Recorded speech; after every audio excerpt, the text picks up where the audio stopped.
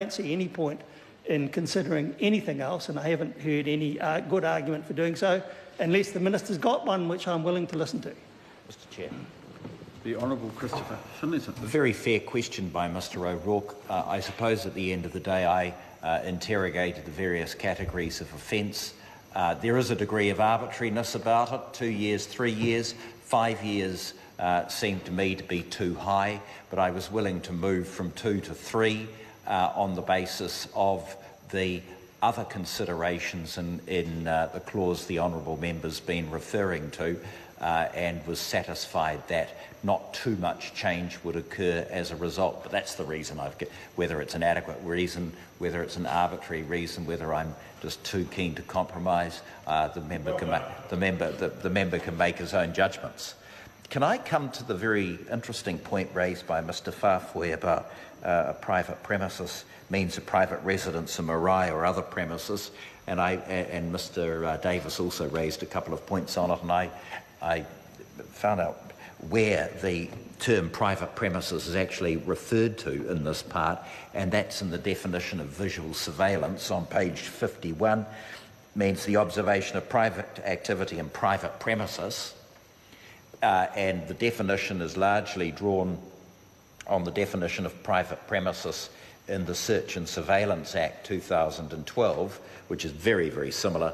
Private premises in that Act is defined as meaning a private dwelling house, a marae, and any other premises that are not within the definition of non-private premises.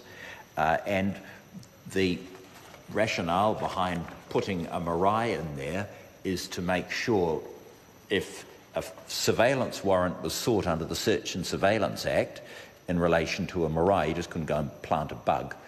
If you were, say, the police or some other enforcement authority, you'd need to get a warrant, and that's carried over here. So actually it's designed to protect a marae rather than diminish the protections for it.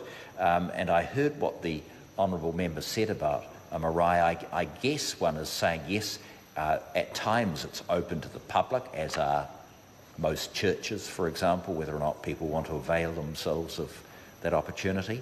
But marae are also used for sleepovers, for private activities and matters such as that, and it was felt that the protections that are ordinarily provided to dwelling houses should also be made available to marae. I think that's the rationale underpinning the definition in the Search and Surveillance Act 2012, and a similar sort of rationale is considered appropriate here, given the intrusive nature of what the SIS can do, that if any activity is to involve a marae, a warrant would be required.